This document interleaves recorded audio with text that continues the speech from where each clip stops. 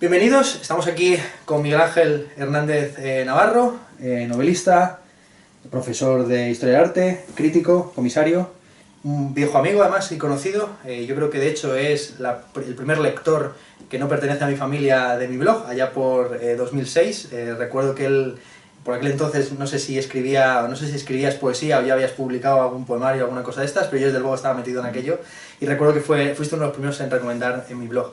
¿Qué recuerdo que tienes de la blogosfera, sobre todo de aquellos años álgidos, 2006, 2007, yo creo que hasta 2009, más o menos 2010? Sobre todo, pues bueno, la web que tú sigues manteniendo, No al Lugar, la web que abrió mi padre también en paralelo más o menos a la nuestra y a la tuya, lo que yo te diga, y también un poco la mía, de notas, en fin. ¿Qué transición crees que ha habido también en uso de las redes sociales y en internet en general, desde lo que era la blogosfera hasta lo que es el mundo de Facebook, Twitter actual? Yo creo que eran casi los tiempos heroicos. O sea, cuando yo recuerdo un poco cuando comenzamos, era como escribir al vacío, ¿no? Que es una cosa que a mí siempre me llama la atención, ¿no? Escribíamos los posts y no sabíamos si teníamos un lector o ninguno, ¿no? Cosa completamente, que es algo completamente diferente a Facebook, que ya sabes los números de amigos que te van a leer, ¿no? Ahí era como... había una pulsión de escritura más que la idea de comunicación, ¿no? Sí que producíamos el contenido para que un lector eventualmente nos pudiera leer, ¿no? Pero era la sensación de asomarse un precipicio, ¿no? En el que todavía no estaban puestas las bases, ¿no? Y me parece que esa idea de novedad absoluta, de entrar también como un elefante en una cacharrería sin saber lo que era Blogger, de hacer unas cosas horrendas, de formatos, tenía un punto de analfabetos tecnológicos que molaba mucho, ¿no? Cosa que ahora, luego después los blogs acabaron profesionalizándose, todo parecía serio, y esa tontería tenía una libertad que no tuvieron los blogs después, ¿no? Porque los blogs era un territorio en el que poníamos lo que ahora ponemos en Twitter, ¿no? Un micro relato, un poema, un estado, una foto, un diario.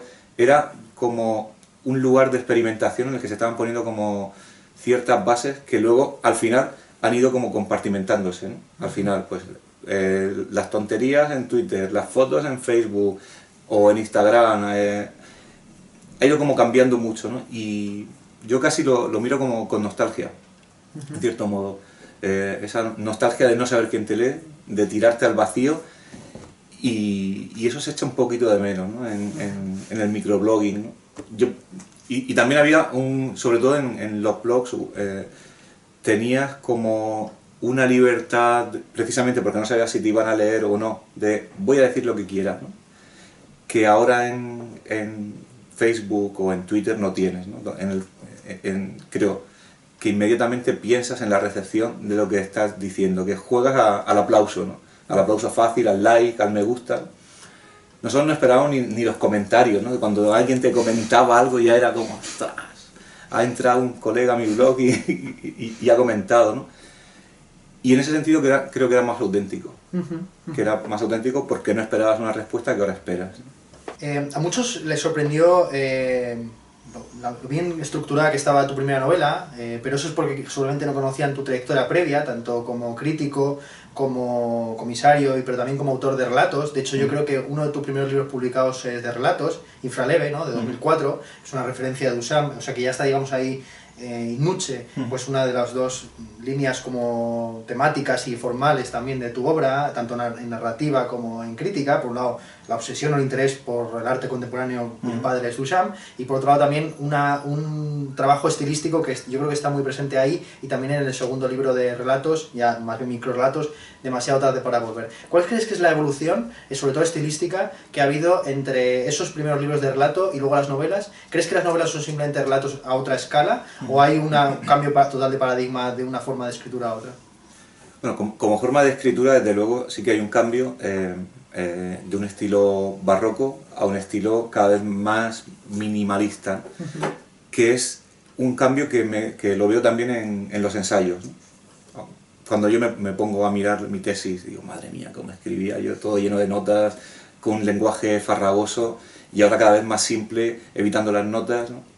Y lo mismo con los relatos. Cuando me he puesto alguna vez como para mirar cómo escribía, es que uno tenía que, cuando uno es joven, tiene que mostrar que sabe escribir, ¿no? Entonces, y utilizar palabras literarias, ¿no? y giros, ¿no? Que luego te das cuenta de que en el fondo escribir es contar, ya sea ensayo, ya sea narrativa, ¿no? Y que cuanto más directo sea eso, mejor en ocasiones, si lo que quieres hacer es comunicar, es mejor utilizar un lenguaje más transparente, ¿no? En algún caso, ¿no? Cuando lo que quieres es enfatizar el estilo, ¿no? Y entonces, en cuanto al lenguaje, yo creo que tanto en el ensayo como en la narrativa ha sido un proceso de minimalización y de reducción de la retórica, de forma retórica, ¿no? Creo que cada vez escribo más simple. Acabaré a lo mejor sin escribir, que sería lo que callándome, ¿no? A lo que casi. Sí. Sí, yo creo que al final es como una evolución en la que tú vas desechando cosas que... como quitando lastre, ¿no? Y cuando uno tiene que legitimar que ha leído mucho, pues estuve corrigiendo hace un tiempo para una reedición La sombra de lo real, que era un libro que publiqué en 2006. Sí, el arte como vomitorio. Sí, el arte como vomitorio. Digo, ostras, cuánta nota, un véase no sé qué, véase, porque tienes que legitimar que sabes mucho y que has leído mucho, ¿no? Y creo que eso sí que ha ido un poco cambiando, ¿no? Es interesante porque el arte como vomitorio, ¿no? De 2006 era precisamente una reflexión sobre cómo el arte es un purgante al exceso, sí. Pero la propia forma del ensayo... Sí, no podías escapar a la lógica del ensayo, querías ser como Hal Foster o como Perniola y... Claro, también con los paréntesis, de hecho, claro, en el último capítulo se titula Un no al lugar, no, como luego se titula, claro, el blog. Era ilegible eso, ¿no? Era esto como la sombra, con sombra, estaba en el propio título, y eso lo ves ahí como con distancia y dices, ostras, ahí funcionaba, ¿no? Ahora no lo escribiría así, pero en ese momento, o sea, la escritura también, en cada momento, yo creo que tiene que ver con el paradigma de lo que se está escribiendo en ese momento y de cómo cada uno escribe en ese momento, ¿no? Yo cuando leía La sombra de lo real para la corrección, decía, ostras, se notaba que yo estaba leyendo aquí a Hal Foster, a Perniola, a Virilio, a toda esta gente que escribía así, ¿no?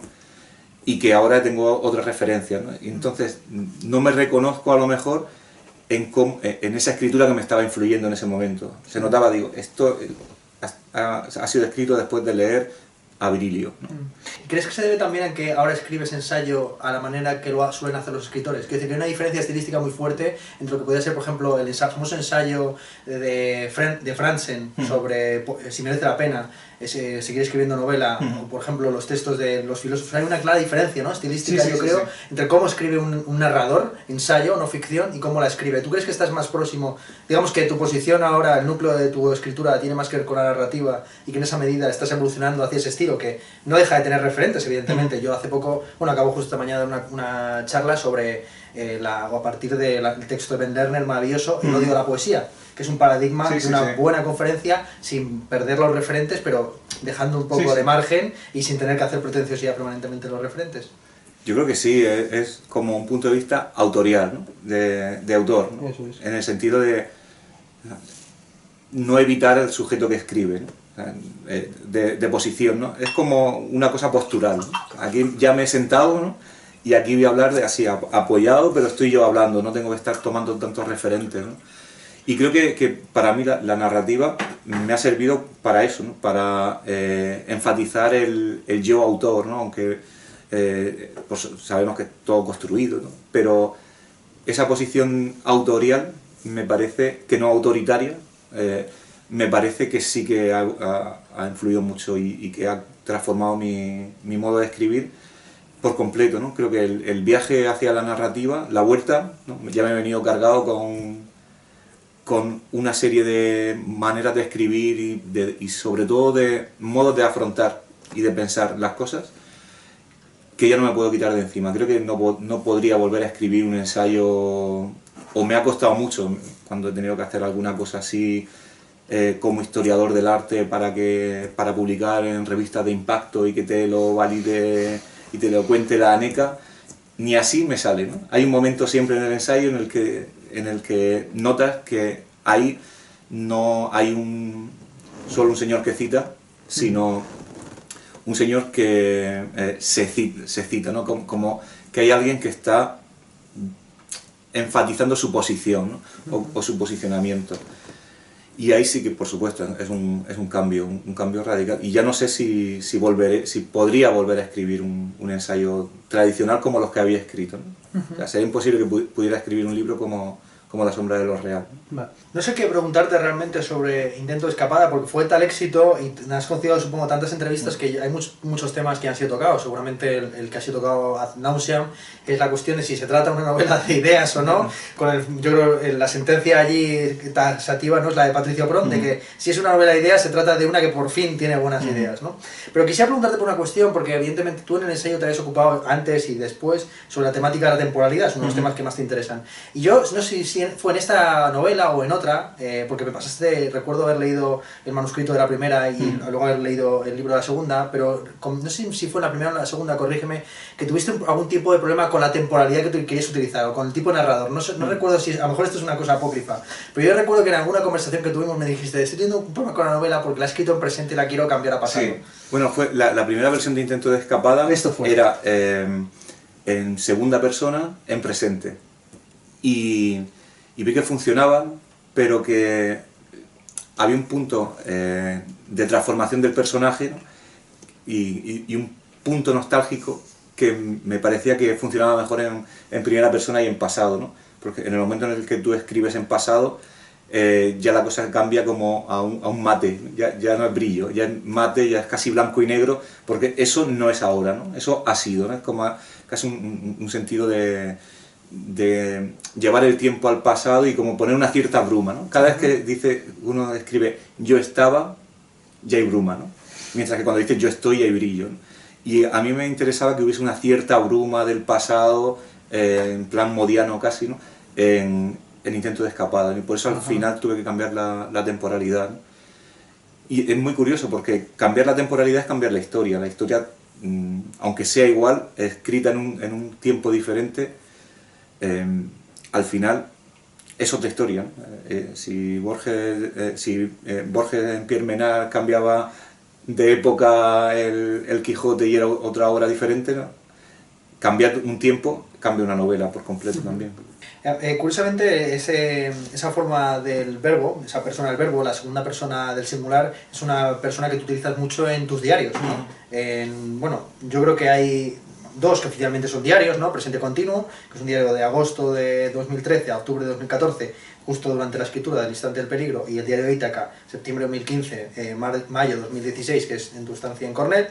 Pero yo creo que hay otro libro que se encuadra, digamos, dentro de una trilogía de lo que podríamos llamar tus escrituras del yo, ¿no? Que es Cuaderno, Duelo, que también se ve una transformación estilística de lo que estamos comentando, ¿no? De un título que tiene un paréntesis y que está revestido de un montón de autores, ¿no? Desde la propia contraportada, pues ya se cita allí a Beckett, Blanchot, Bernhard, Bataille, Nancy, Rosset, a cada vez una escritura más sincera y honesta de lo que está pasando en el día a día. Quizás esto también tiene que ver con la distinción mítica, bueno, que está en prácticamente toda la literatura al respecto, entre diario y autobiografía, ¿no? El diario como la constatación del presente que nos pasa y que no estamos, del cual no somos agentes, y la autobiografía como un intento de construcción, ¿no?, teleológica del pasado. Son dos estilos completamente distintos, ¿no?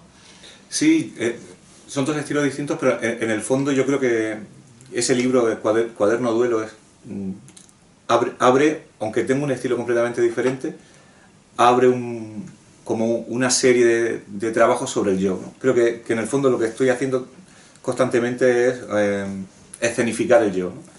En los diarios, en intento de captar el presente a través de pinceladas, a lo mejor no trabajando tanto en el estilo, porque es como una fotografía para hacer instantánea del presente, donde no tienes que hacer mucho Photoshop, ¿no?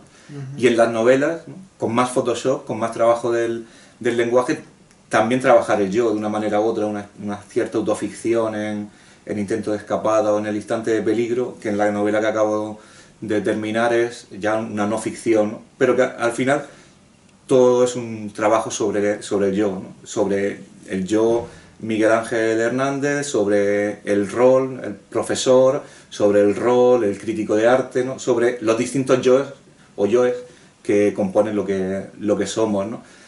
Y a través de diferentes estilos, en el fondo, creo que todo es un continuo, ¿no? Para mí, creo que Intento de escapada o El instante de peligro, lo que he escrito, no es independiente de los diarios, o de los tweets, o de todas las cosas en las que uno se escribe, ¿no? Que es al final lo que yo estoy haciendo, ¿no? Que es una escritura del yo. No sé hacer novelas, no sé, novelas, ¿no? Al final a lo mejor es que solo sé escribir de esto y me tendré que empezar a repetir, ¿no? Pero bueno, tampoco me interesa hacer otra cosa, estoy trabajando en esa... no sé cómo explicarlo, como en que no haya un corte entre la vida y el arte. Y de hecho de eso va Intento de escapada al final, ¿no? De la ficción, que es el corte entre el arte y la vida, ¿no? Incluso dentro de la propia estructura ficcional. Claro. Y entonces es como ensayar modos de transición continua entre el arte y la vida, ¿no? Incluso en los diarios, en el momento en el que estás escribiendo y estás leyendo a Hegel o a Kant y de repente te masturbas y después te cagas fuera del váter o te meas o ves una serie o lees una novela o te vas de fiesta. Hay un continuum en todo, ¿no? Entonces, para mí forma parte todo del mismo proyecto literario, por decirlo de algún modo, que no es consciente. Yo ahora lo pienso y puedo aquí, o estoy teorizando, ¿no? Pero que sale natural, ¿no? Yo lo veo como lo que yo sé hacer o lo que yo quiero hacer, y luego después lo teorizo, ¿no? Pero en el fondo es el intento de ser sincero con la escritura, ¿no? Hablemos un poco de tu ensayo. Yo creo que los dos grandes libros, junto con La sombra de lo real, serían el archivo escotómico La modernidad, que es una lástima que se publicara en una editorial de poco recorrido, pero bueno, el PDF por lo menos está online para ser disfrutado por el que quiera descargárselo, y Materializar el pasado. El archivo escotómico La modernidad es un texto que a mí me gusta particularmente mucho, aparte de por el neologismo escotómico, por la continuación y concretización de ciertas tesis que están en tu tesis doctoral, ¿no? Más allá del ocultocentrismo, que está al fin y al cabo muy apoyado, por un lado, en Rosalind Krauss, el del inconsciente óptico, y en Martin Jay, Los ojos abatidos. De aquí se puede ver, digamos, tu trasfondo, formación lacaniana, por decirlo rápidamente, ¿no? De hecho, en la tesis doctoral haces una distinción entre tres vías de la ceguera o de ruptura del placer de la visión: una reducción de lo visible en Malevich, una ocultación de lo visible mediante la tachadura, el mimetismo o el desplazamiento, que sería Duchamp, y la desmaterialización, Yves Klein. ¿Sigues manteniendo más o menos esta taxonomía? ¿Te siguen interesando las cuestiones lacanianas o han caído un poco al margen? Y sobre todo, ¿cómo ves la recepción que ha tenido Lacan tan distinta, ¿no? Desde comienzos de Lacan a través de Zizek y lo que se dice lacaniana, desde comienzos del siglo XXI, en el que principalmente la lectura era de tipo estético, a la situación actual, donde Lacan tiene más que ver pues con los partidos políticos y con los movimientos sociales, ¿no? Ha habido una transformación, yo creo, en la propia lectura que se ha hecho de este autor, ¿no?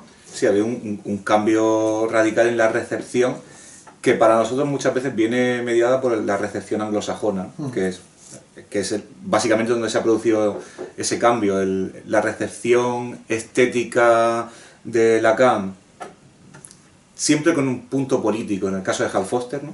Rosalind Krauss, Hal Foster serían como, en el fondo, como los continuos teóricos detrás de ese libro, el archivo escotómico, de toda la aproximación a la reducción de lo visible, ¿no? Y en la actualidad, mezclado a través de Zizek, o mezclado, pero sí batido, a través de Zizek, la cuestión más política, que siempre ha estado, ¿no? Porque al final uno piensa en Laclau, y en Chantal Mouffe, y lo lacaniano está detrás de toda esa teoría del antagonismo, de lo político, ¿no? De gran parte de las estrategias que luego después se desarrollan, como ya mezcladas con Badiou y incluso de muchos de los planteamientos del activismo, ¿no? Sí, ¿no?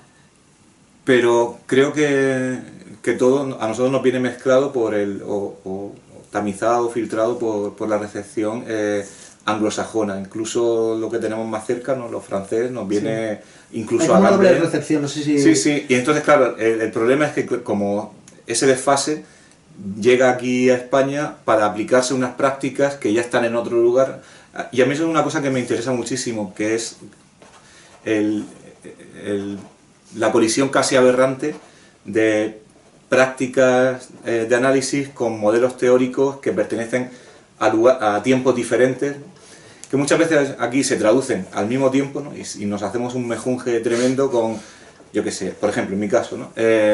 Se traduce, aunque ya conocía, por supuesto, el texto de Martin Jay, de Ojos Abatidos, ¿no? Pero bueno, empieza a ser presente y a traducirse cosas de Jay, de campos de fuerza y cosas, textos claves en 2004, 2005, cosas del 91, 92, ¿no? Que es también cuando 2006 me parece, o no, 2003, 2004 creo que es el retorno de lo real, ¿no? Cosas de 10 años, 15 años antes, ¿no? Que coinciden en el tiempo con cosas, con traducciones incluso mucho anteriores, ¿no? Son como modelos teóricos que pertenecen a temporalidades diferentes, que se traducen al mismo tiempo, y eso quiere decir que entran en la escena, como en la escena teórica al mismo tiempo, y fraguan unos modelos teóricos completamente aberrantes para la tradición anglosajona o para otros lugares, ¿no? Pero no por ello menos legítimos, ¿no? Claro, sí, por supuesto. Y eso es muy interesante, porque al final, incluso para la generación de un campo teórico, te hacen ver cosas diferentes que a lo mejor no han sido vistas en un principio, ¿no? Entonces a lo mejor la traducción de Ojos Abatidos en Akal, me parece que fue, no sé, 2006 o... Sí, a mediados de los 2000. Pues en ese momento informa un problema de ese momento que está como visto desde el pasado y hace recibir esa teoría de una manera diferente, ¿no? Y a mí esa especie de anacronismos me parecen fascinantes, ¿no? Porque al final lo que demuestran es la contingencia de todo modelo teórico, ¿no? Que es pues, una serie de azares, ¿no? que se dan cita en un lugar y que conforman un paradigma, ¿no? Y eso es bastante interesante, ¿no? Sí, claro, es un tema muy benjaminiano, al fin y al cabo, la productividad del pasado, ¿no? Claro. Y sobre todo, esta cuestión de anacronismo yo creo que se ve muy bien en el caso de Carl Smith. Carl Smith, en los años 50 había aproximadamente 10 o 12 libros traducidos al español, más que cualquier otro idioma, principalmente por falangistas tipo Jesús Fuello y demás, antes de que cuando se publica el libro de Ellen Kennedy, que es uno de los primeros que se publican en Estados Unidos sobre el tema, en el año 71, está prácticamente toda la obra de Carl Smith traducida al español, algunas de ellas originalmente conferencias pronunciadas aquí en Madrid, como la famosa teoría del partisano, ¿no? Y luego posteriormente se recibe curiosamente como un teórico de izquierdas, etc. Y así permanentemente. Esto es una cosa muy interesante. Tú además que has tenido contacto con las universidades y con las instituciones anglosajonas, estadounidenses en particular, pues con una estancia de investigación en Cornell, etc. ¿Cuál dirías que es el paradigma que está actualmente fraguándose en el contexto internacional y al cual estamos llegando tarde, ¿no? ¿Cuál es esa temporalidad a la que estamos históricamente llegando tarde para darnos un poco de prisa, si es posible, ¿no? Pues bueno, yo creo que ya hemos llegado tarde a la problemática que es la del tiempo, ¿no? Hace un tiempo que el problema era el tiempo, ¿no? Que ahora aquí estamos ya publicando cosas sobre el tiempo constantemente, ¿no? Los primeros que llegan enseguida son los italianos, Agamben. Cuando Agamben publica qué es lo contemporáneo, ese era contemporáneo de ese momento del tiempo y ahora aquí nos está llegando, ¿no? Creo que como problema es la idea de la temporalidad, ¿no? Los modelos temporales, las experiencias temporales, ¿no? Pero que eso es un problema que empiezan a cuestionarse en el mundo anglosajón con el cambio de siglo, al final, ¿qué es lo contemporáneo? ¿Dónde empieza la contemporaneidad ahora? ¿Qué modelos de experiencias tenemos aquí en otros contextos? Y ahora empieza a ser como el problema, ¿no? Llegamos 10 años tarde al problema, ¿no? El modelo teórico yo creo que también llegamos tarde, ¿no?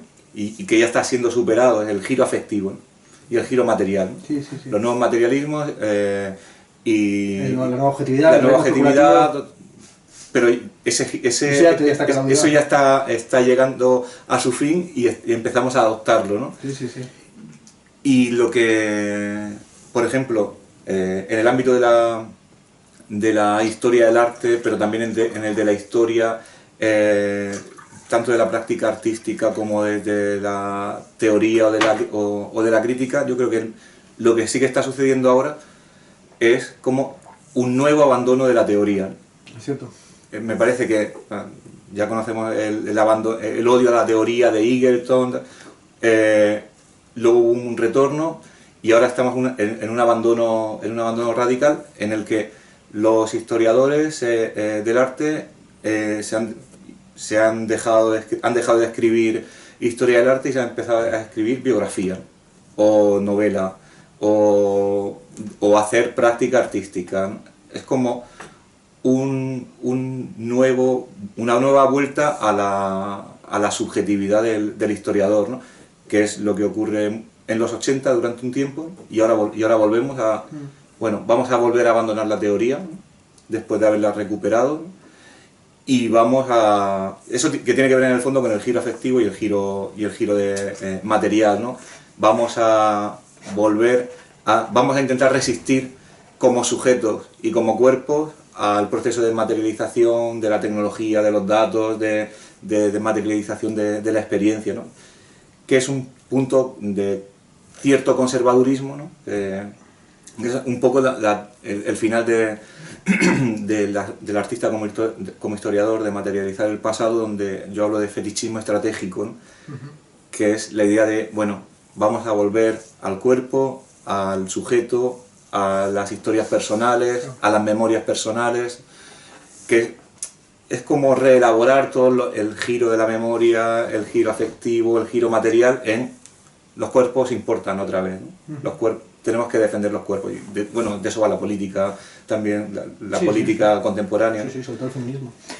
Sí, nada más es una idea de Cuauhtémoc Medina, precisamente el fetichismo estratégico, un poco relacionado también con Spivak, eso que es un tema que te interesa mucho. Algo que me parece muy interesante lo que estás señalando en cuanto al abandono de la teoría es la aparición de estos gestores puros del arte, ¿no? Como esta especie de mediadores que no es que hayan llegado al arte como creo que hemos llegado, pues, como he llegado yo, como has llegado tú, como ha llegado mi padre, pues por intuiciones o intereses filosóficos, ¿no? Ver cómo, o literarios, un poco como una mezcla de los dos, que encuentran en el arte, por así decir, la encarnación de una serie de intereses o de fascinaciones, y yo creo que en buena parte de la filosofía del siglo XX es una filosofía que pretende, por así decir, superarse, o claudicar, o concluir en el paso al arte, ¿no? Está en Heidegger, está en parte en Benjamin, está incluso en el Tratatus de en el segundo Wittgenstein, en fin, están muchos autores esta idea, digamos, del arte como materialización de todos los sueños filosóficos o de sus pesadillas. Sin embargo, me parece muy curioso cómo ha aparecido con la crisis, seguramente, entre la generación más joven, incluso gente de un poco de mi edad y demás, esa figura de la persona que tan solo interesa el arte como puro negocio. A ver, siempre lo fue, ¿no? Pero como personas que ya existen instituciones académicas, porque antes una galerista era simplemente la hija de un millonario, de una persona rica, etc. Pero ahora mismo tenemos gente de clase media que tiene como modelo aspiracional y de futuro el convertirse en un burócrata del mundo del arte, algo que para mí me parece completamente extraño, ¿no? Te lo pregunto, porque yo sé que tú eres profesor, no sé si una asignatura que se llama prácticas curatoriales o algo así. Organización de exposiciones. ¿Esto es? Sí, bueno, había una transformación, evidentemente, del papel que cumplía el comisario, ¿no? Como el megacomisario tipo, yo qué sé, pues el Burrió... Sí, no, los comisarios teóricos, las exposiciones de idea, que podemos llamar, ¿no? A exposiciones ya simplemente de pura factura administrativa, ¿no? Claro, a lo largo de, sobre todo la segunda mitad del siglo XX, el comisario era el generador de movimientos. O sea, el comisario era...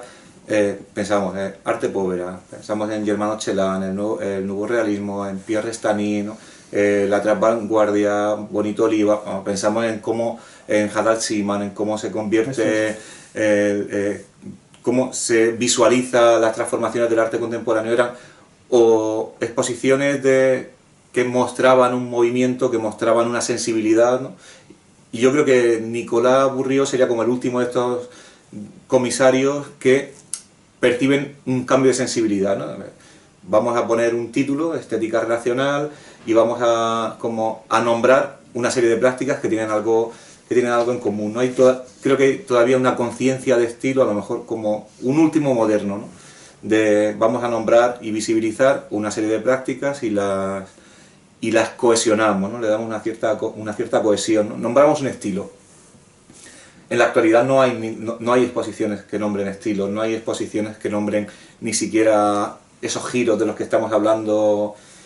Hay exposiciones que tienen que dar salida a obras de arte, a una saturación de obras de arte. Entonces, como hay arte en stock y hay que organizar, hay que visualizar este stock, ¿no? Es como, vamos a ordenar esto que hay un chocho montado importante, ¿no?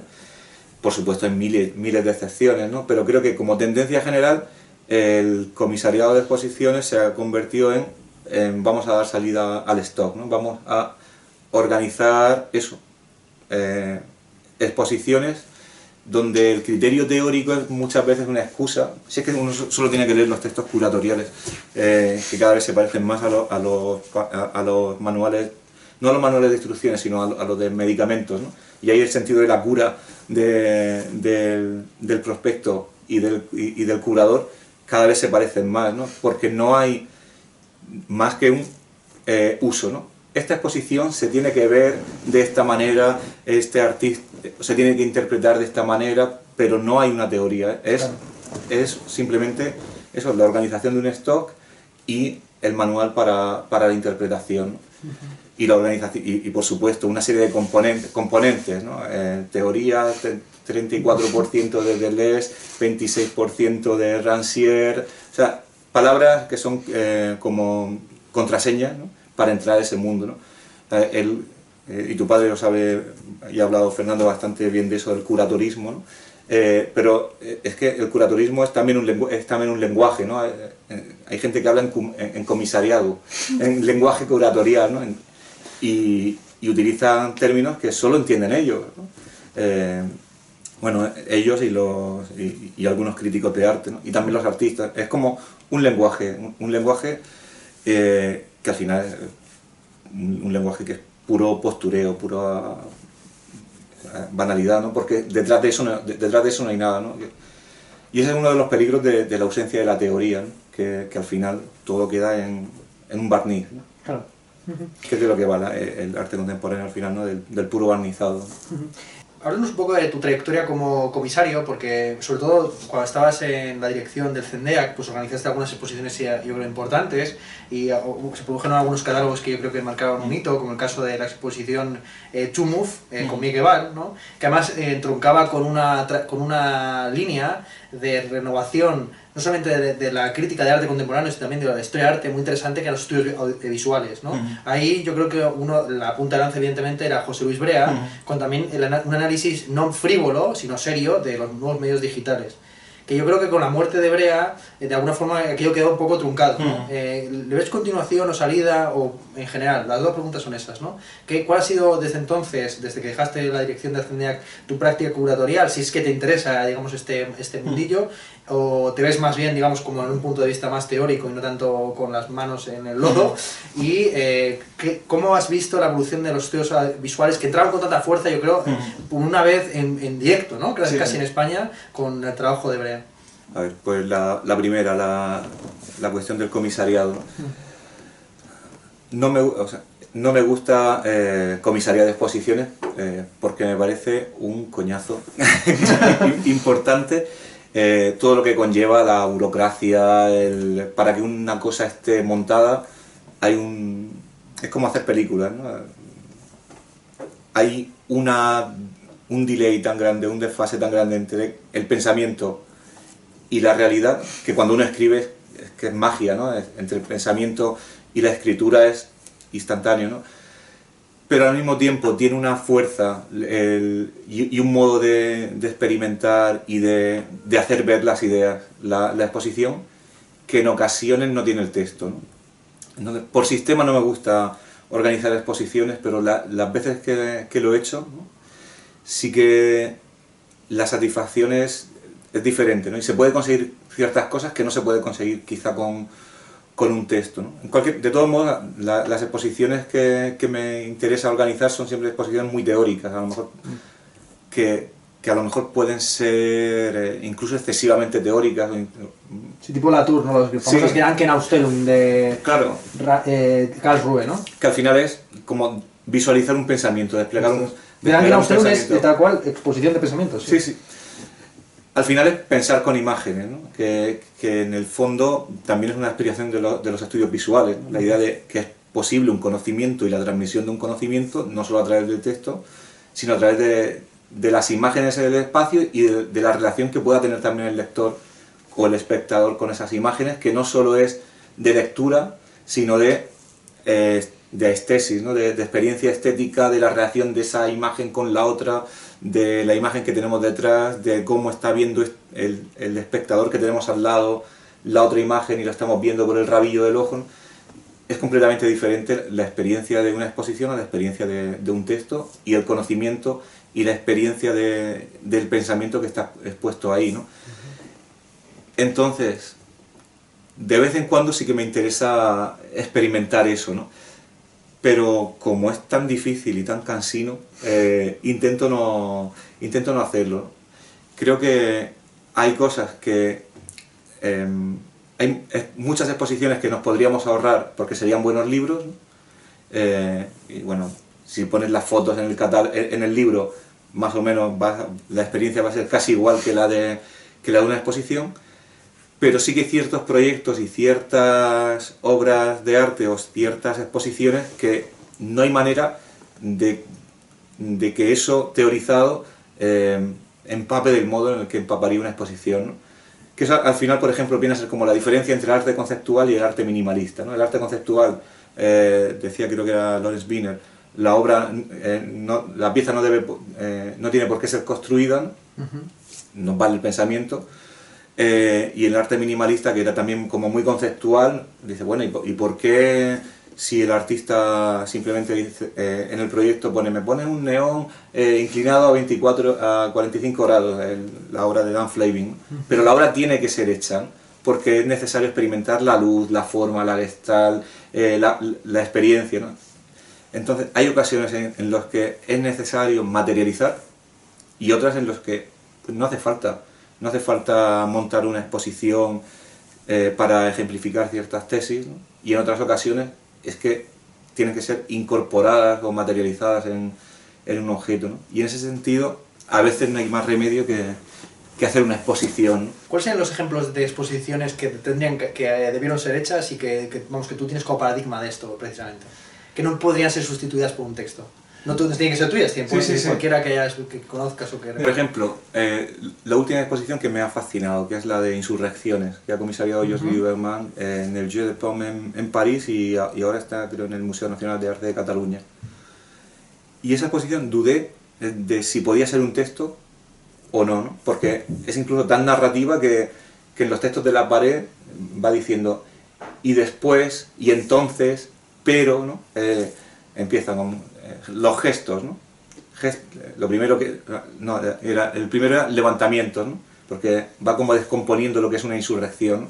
Y levantamientos es desde cómo se levanta una bolsa en el aire, hasta cómo se mueve una bandera, hasta cómo, no sé, se levanta la gente cómo se levanta la gente en armas, ¿no?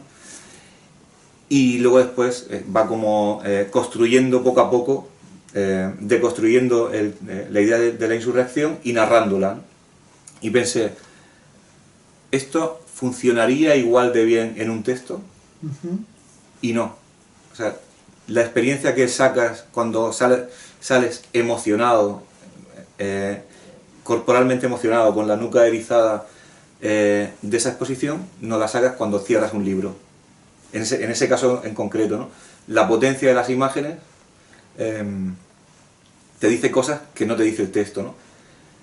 Y hay momentos en los que yo soy muy me interesa mucho la opinión de las teorías de Hubert Damisch, que venía a decir que el arte piensa. O sea, el arte piensa el mundo, y no es solo una ejemplificación de una teoría, sino que tú tienes una teoría, en el caso de Didier Bergman, ¿no? Por ejemplo, de construir la insurrección, ¿no? Pero el momento en el que está la obra puesta en el espacio, esa obra ya está generando un pensamiento que está afectando a lo que tú habías pensado antes, ¿no? Y a todo el pensamiento de todas las obras de la exposición. Es la diferencia entre pensar solo o pensar acompañado. Creo que hay una experiencia de comunidad en la exposición que no hay en la lectura.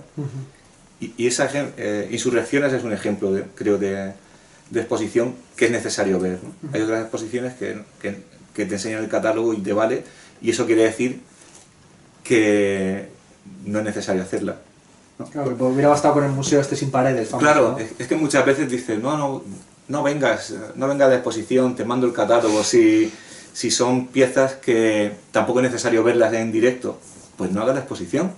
Claro, ¿no? Si realmente esa pieza no proporciona una experiencia corporal, no la expongas a un libro, una foto, internet, que circule, ¿no? Yo tengo siempre, por ejemplo, el problema con el vídeo, que es una cosa, mi cruzada es contra el vídeo de exposición. Claro. El museo no es el mejor sitio para exponer ciertos vídeos. Hay ciertos vídeos en los que sí parece que la experiencia corporal del museo, la posibilidad de moverse, ¿no? También la técnica que requiere ese vídeo, ¿no? Piensa uno en Bill Viola o en ciertos vídeos estéticos, que tiene sentido que se pongan en los museos, pero estos vídeos rolleros, vídeos de una sala oscura, de una hora y pensamiento, media. Mándame el CD y lo veo en casa mucho mejor, ¿no? Porque el problema del vídeo es que no tenemos tiempo, igual que las exposiciones de archivo, ¿no? Bueno, que están hechas para ser precisamente imposibles de claro, ver no puedes verlas, exhaustividad, ¿no? No puedes verlas, el museo no es el sitio para eso se hace en una biblioteca, donde la Claro, gente se sienta también a lo leerlo, interesante ¿no? de la exposición es el límite, ¿no? de lo imposible de contemplar en su totalidad, ¿no? Yo recuerdo una exposición mítica que hizo Isidoro Valcárcel, una intervención, Isidoro Valcárcel Medina en la caja fuerte del Instituto Cervantes, que antes era el Banco Central de España, y lo que hizo fue llenar no sé si eran 300 cajitas fuertes que había en el sótano con poemas en el anverso. No sé si se titulaba la instalación El anverso del poema. Pues yo estuve durante 3 días acudiendo allí a las 8 de la mañana, yéndome a las 9 de la noche para leerme uno y cada uno de los poemas, y le escribía a Isidoro diciéndole que en la cajita del 126 pues no se podía abrir, y me mandó el poema. Bueno. Me mandó el poema que había en la 126. O sea, ese tema como de la exhaustividad pues tiene mucho que ver con la experiencia, al fin y al cabo, de vivir en el presente, ¿no? En un mundo en el que, o a día de hoy, se están publicando en YouTube 72 horas de vídeo.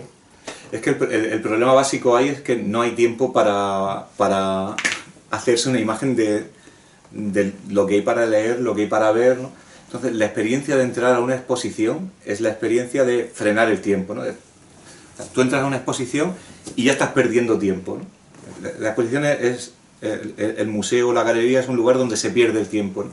Entonces, claro, que hay en ese espacio concebido para perder el tiempo, sientas la imposibilidad de experimentar la obra, no sé, que te quedes a vivir 3 semanas y poder leer todo el archivo que te han preparado ahí, pues no vale con un etcétera, ¿no? Hay una especie de sublime, de sublime informativo en el que te presentan ahí 4 paredes llenas de documentos y documentos y documentos.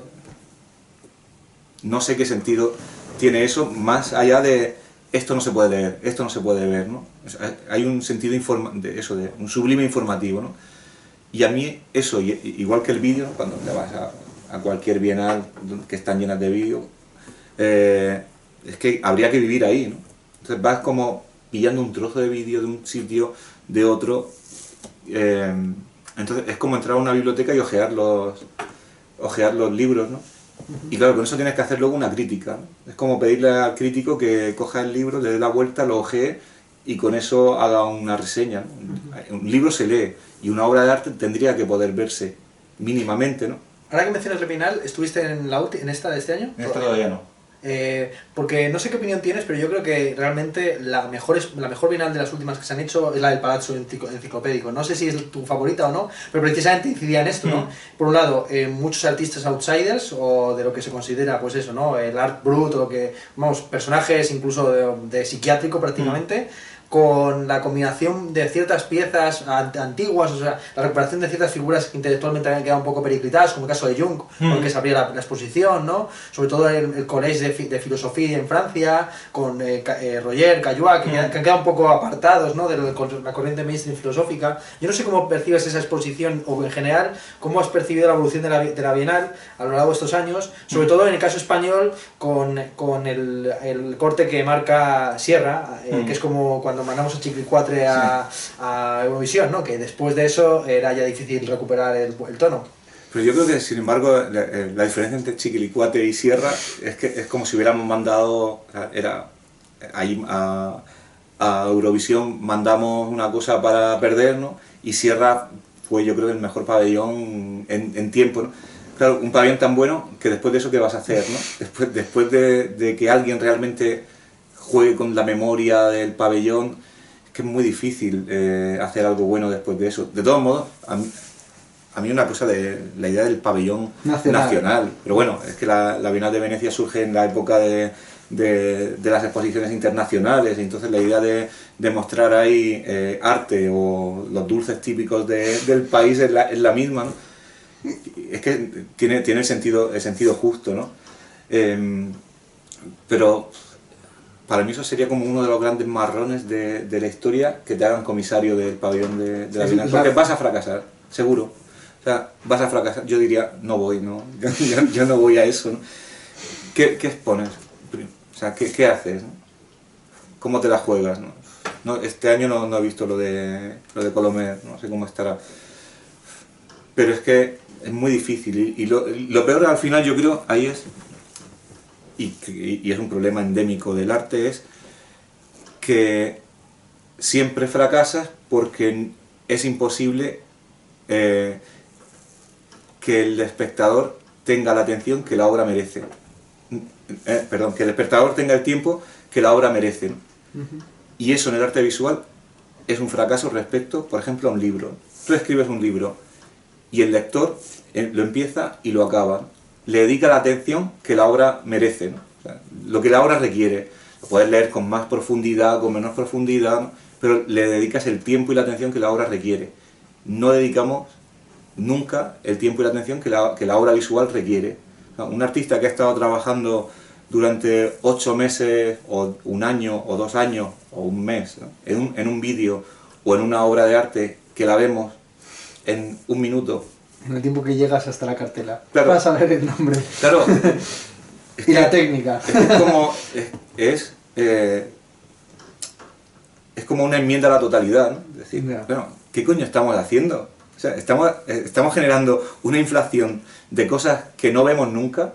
Es como decir, que dedicásemos a los libros, eso, 2 segundos, o un minuto. El falso conocimiento solapado, ¿no? Claro.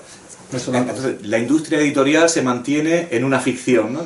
Nadie jamás ha podido leer hay 3 locos que han leído un libro entero, pero en realidad la gente ha leído la solapa y este libro va de no sé qué, ¿no? Y nadie se fija en cómo está escrito, ni quién o sea, nadie ha experimentado el libro, ¿no?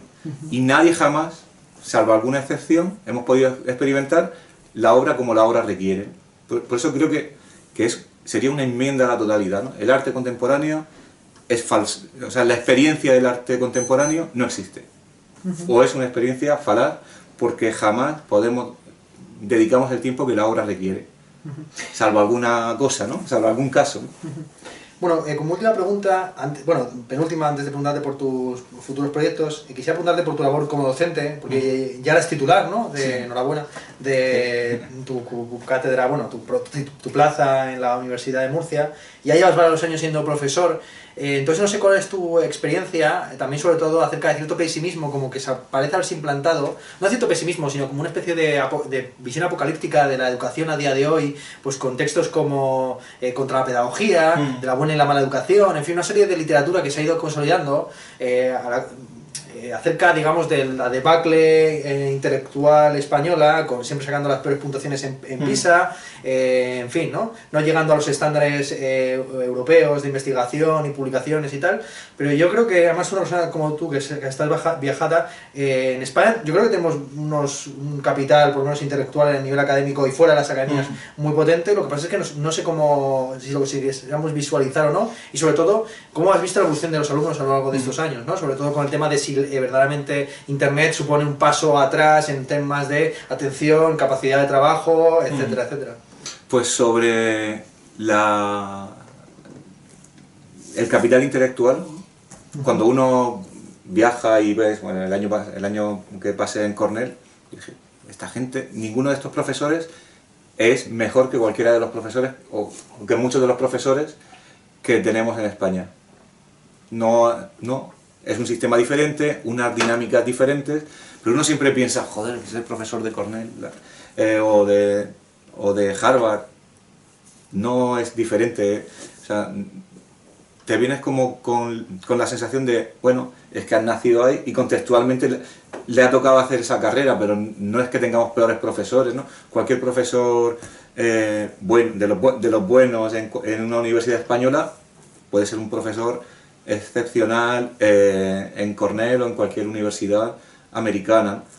De hecho hay muchos que son profesores invitados y de hecho son los que más éxito luego suelen son los que se preparan. Esto claro, sucede igual en todas las sí. congresos que montas. Los catedráticos y tal son los que van un poco de una mano delante y otra detrás, y son los becarios y tal los que tienen la oportunidad, los que se preparan, claro. En cuanto a los alumnos, la diferencia era una diferencia de esfuerzo, pero vamos, básicamente de esfuerzo, porque ahí te cuesta $60.000 hacer matricularte y te lo tienes que currar, ¿no?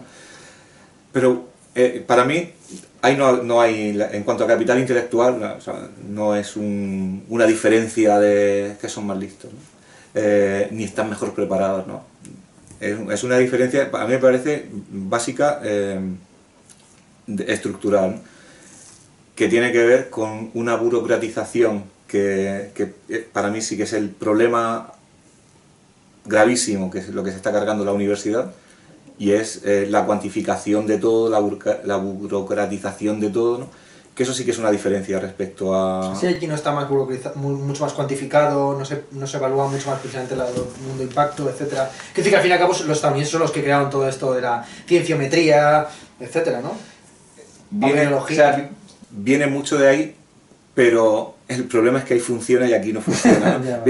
El problema es que ahí es un medio para un fin, ¿no? Es un sistema que crea unos estándares de calidad que se cumplen. Aquí el problema de la universidad es que se ha convertido en un medio, en un fin en sí mismo, la burocratización como un fin en sí mismo. Yo dedico más tiempo a preparar la guía docente que a preparar mis clases. Dedico más tiempo a preparar las evidencias de las reuniones de coordinación de grado o de calidad que a hacer las reuniones, ¿no? Al final, lo que ocurre es que el sistema ya funciona por sí mismo y al final yo creo que lo que será prescindible será que demos clases, que tengamos alumnos, porque simplemente es una serie de locuras que lo único prescindible es la educación, la investigación real, ¿no? De lo que no se habla en la universidad nunca, yo no hablo con mis compañeros nunca, es de historia del arte, de filosofía, de teorías, ¿no? Hablamos de procedimientos, de adaptaciones curriculares, o sea, de mierda, de técnica, de burocracia, ¿no?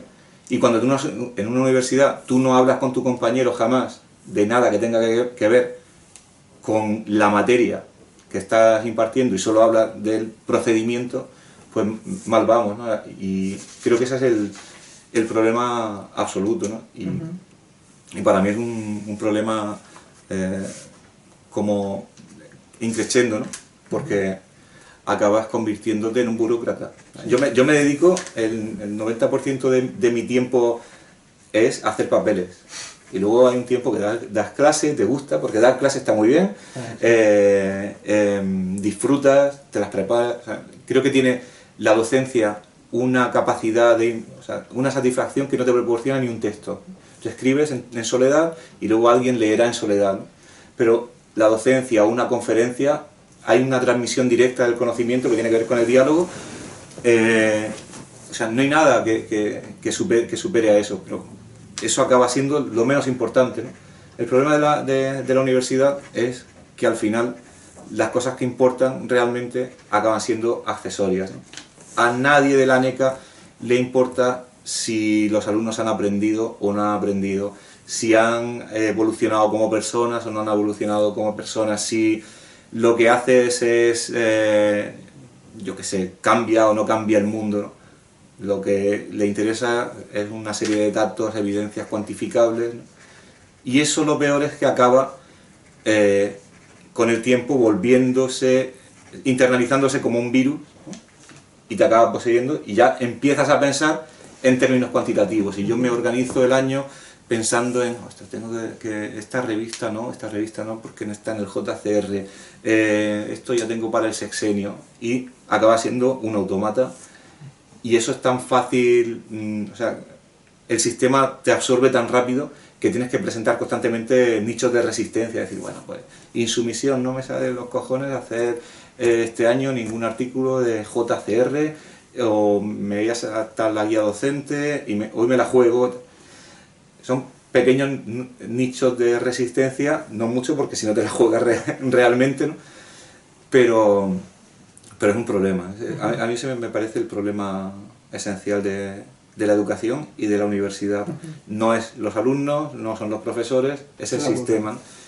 Y en cuanto a Internet, creo que la diferencia, yo lo pienso, entre cuando yo estudiaba, que no hace tanto tiempo, que hace 15, 20 años, ahora, es tan brutal. Es que yo no sé cómo habría sido un estudiante con Internet a mi disposición. Ya, es una locura. Es que no lo concibo. O sea, no concibo cómo me podría haber preparado un examen con todos los estímulos de Facebook, de Twitter, de series, de 1000 cosas. Bueno, pero también al revés, quiero decir, con todo archive.org, con todo Gallica, con el original del contrato social en todo, internet para claro, en PDF, todo como el mundo de las posibilidades. Claro, el problema de eso es que el mundo de las posibilidades no es el mundo de los hechos.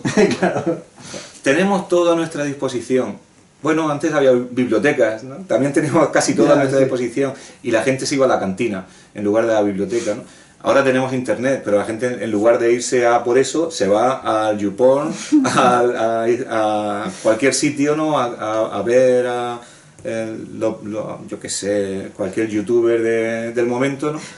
A nosotros mismos, aquí hablando mismamente. A nosotros mismos. Claro, lo tenemos todo a nuestra disposición. Eso no quiere decir nada. Eso puede ser muy importante, pero si no vas, es como...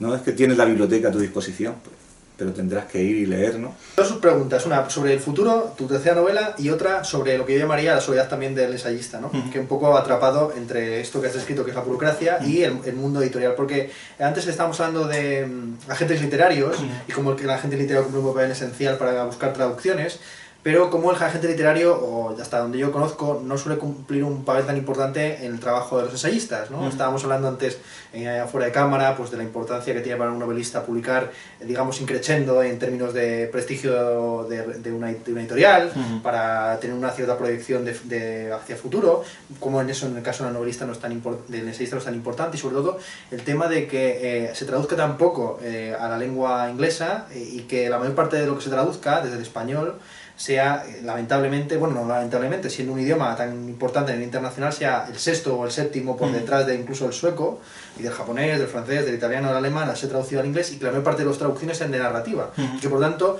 haya muy pocos textos de ensayo, teniendo de otros ensayistas tan buenos. Ojalá tuvieran los anglosajones, si tuvieran una Fernández Porta se pegarían claro, con un canto en los dientes, así de sencillo, ¿no? Pero como estos ensayistas tienen muchas más restricciones o barreras para acceder a ese mercado internacional. ¿Crees que esto verdaderamente es lo que sucede en el caso del ensayista? ¿Cómo lo ves también tú, como habiendo vivido en los otros mundos, ¿no? Como ensayista, quizás también de espaldas a los medios de comunicación, y como novelista, digamos, absolutamente exitoso, con un agente, en fin, ¿no? Completamente incorporado a lo que es el mundo literario. Bueno, en cuanto a las traducciones al inglés, el problema es igual, no es igual, es un problema brutal para los narradores, que es casi imposible o muy difícil que te traduzcan al inglés, y absolutamente imposible que te traduzcan como ensayista, ¿no? Se traduce alguna cosa del francés, del alemán y tal, pero en español generalmente nada. Nada, no. Bueno, es que Bueno, lo que hay, perdón que te corte, lo que hay es muy interesante son las traducciones de las franquicias de la Iglesia. Entonces, por ese motivo, el famoso autor de Sobre la Esencia, Zubiri, es un autor que, por ejemplo, ha influido mucho en Graham Harman, uno de los padres del realismo especulativo, porque está traducido al chino y al inglés y a todos los idiomas por los jesuitas o los del Opus Dei locales. El problema de la traducción al inglés es que el tanto por ciento es el 3% de lo que se traduce. De ese 3% de lo que se traduce, de lo que traducen los ingleses, los americanos, sí, son los japoneses, ¿no? Y publican, de ese 3% no sé qué será el 0,0 o el 0,3 de literatura en español. De ese 0,3 el 70-80% será de narrativa latinoamericana, el 5% o 1 o 2% será de narrativa española, y el de ensayo, es que yo no sé si algún ensayista... Remedios Zafra publicó finalmente el libro suyo en inglés. Sí, pero publicado en en una editorial española en versión inglesa, ¿no? No, así lo hizo bueno, no sé creo, si por ejemplo, creo que ¿cuál es el de...? un cuarto propio. Un cuarto propio está en Fórcola en inglés y en... Vale. Creo vale, que vale. no, un cuarto propio es en Fórcola. Creo que sí. Bueno, y él lo publicó en Fórcola, desde luego en castellano. Yo pensaba que lo han traducido en inglés otra vez. Es muy difícil. Es muy raro, sí, es muy difícil. Pero claro, uno dice eso, lo que has dicho. Fernández Porta. Es que no hay ensayistas mejores que Fernández Porta, ni que José Luis Pardo, ni que Remedios Zafra, no, o sea, o en el ámbito del arte, ¿no? Fernando Castro, Juan Vicente Aliaga, ¿no? O sea, gente, o José Luis Brea, o sea, no hay una traducción en inglés de José Luis Brea. Yeah. Y no hay, o sea, José Luis Brea como estudioso de los estudios visuales y como crítico de arte, que es aparte Rancière, Foster. ¿Cuál es el problema? Que es que no les interesa, absolutamente nada, ni lo que se traduce en España, ni lo que se publica en España, ni lo que se publica en México, ¿no? Se empieza a traducir algo a García Canclini, pero el problema es de que siguen teniendo la idea de que el inglés es el idioma de la academia. Si eso pasa en narrativa, que casi no les interesa nada, es que ellos piensan que cualquier cosa que merezca la pena ya debe ser publicada en inglés directamente.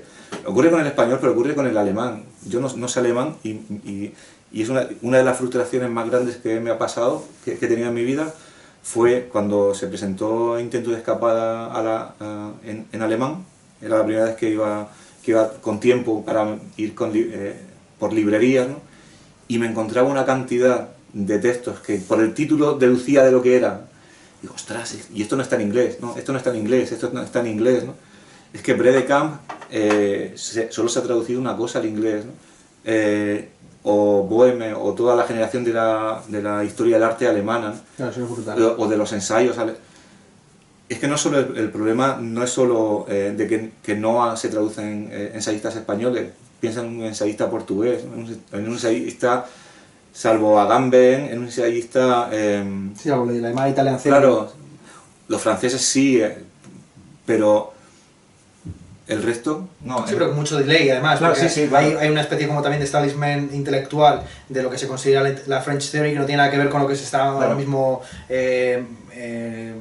trasegando en Francia, ¿no? Pero, que es Emmanuel Todd, que son, pues, en fin, ¿no? Una serie de autores que...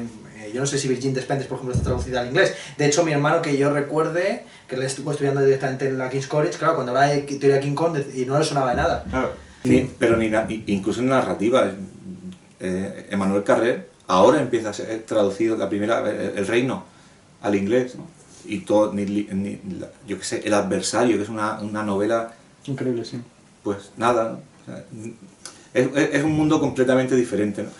La frustración del ensayista es que tienes que aprender, o la única solución es jugar en su campo, y es escribir en inglés, mandar el manuscrito a las editoriales americanas, publicar en las revistas americanas y jugar con sus reglas, ¿no? Para entrar en el debate internacional, tú no puedes aspirar a entrar en ese debate publicando un libro, aunque sea el libro que más impacto cause en anagrama, en ACAL, no te lo van a traducir. Tienes un ensayo, digo, ¿no? Sí. Tienes que ir a intentar publicar en las revistas que están en el centro del debate y en las editoriales que están en el centro del debate, ¿no? La gente que publica ahí, publica en inglés y juega a ese nivel, ¿no? La gente que publica primero en su lengua es muy difícil que acabe, ¿no? Entonces, al final, el problema no es la traducción, es que tienes que olvidar tu lengua, ¿no? Si sí sé que no escribes en inglés, pues no tendría ese impacto que tiene. Pues nada, lo dejamos aquí. Bueno, que nomás respondí la pregunta sobre la próxima novela, si puedes anticipar o si te apetece, en qué consiste más o menos la trama, qué novedades nos esperan, sin tampoco hacernos un spoiler. Es una novela de no ficción, o una novela basada en hechos reales, que tiene que ver con un hecho que sucedió en mi adolescencia, y es que cuando yo tenía 18 años, mi mejor amigo, una noche buena, mató a su hermana sin motivo aparente y se suicidó. 20 años después, yo eso lo llevé de una manera, salí como huyendo, no pensé en eso, ¿no? Pero eso fue como un corte y un antes y un después, desde mi vida en la huerta,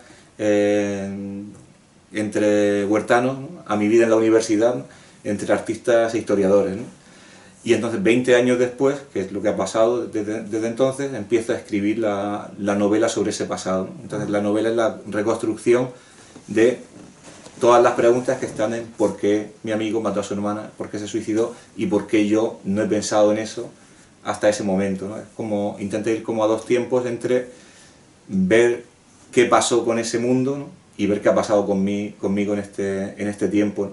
Y en cierta manera intenta conectar con las dos novelas anteriores, ¿no? Con Intento de escapada, que es el personaje en Marcos, que es un adolescente que sería el yo del pasado, ¿no?, y en El instante de peligro, que es Martín, el profesor del presente, que sería como mi yo, el profesor con 40 años, que sería como mi yo del presente, ¿no? Esas dos novelas son autoficción, o tienen mucho que ver con algo que se parece a mí pero no soy yo, y esta es no ficción, ¿no?, pero forman como una especie de trilogía del yo, donde se va caminando de una novela que tiene algo que ver con la realidad a una novela real, ¿no?, a una, no sé si llamarla no ficción, novela autobiográfica o novela basada en hechos reales, ¿no?